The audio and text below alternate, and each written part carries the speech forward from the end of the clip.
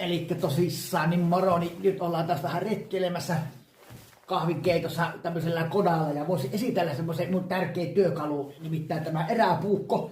Tää on tää on aito jäljitelmä semmoisesta muinaisten navanalus-viidakko, siis soturien viidakkosapelista, semmoinen taistelu ja saalistus veitsi. Ja täällä on tämmöinen pienempi versio, että sopii paremmin tänne Suomen oloihin. Täällä on nämä käärmeet vähän pienempiä. Niin erittäin tehokas tämmönen eräpuukko. Tässä on hyvin kestävä ja terävä terä, joka on tehty tuommoista polypioppimagma karakastuteräseoksesta. Pysyy ihan varmasti terävänä, pitää olla tosi varovainen sen kanssa.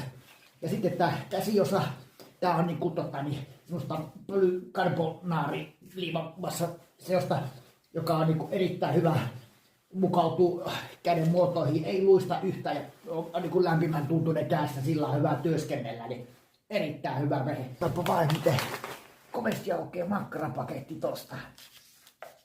Ai että se kyllä leikkaa.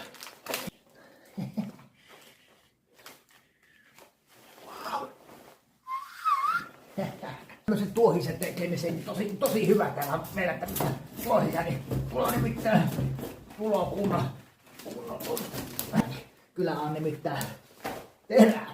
Että semmonen puukko tosi hyvä, mutta pitää olla tosi varovainen tuo terän kanssa. Temppu kuitenkin tuolla. Noin. Häytetään vielä toinen. Oi! Oi!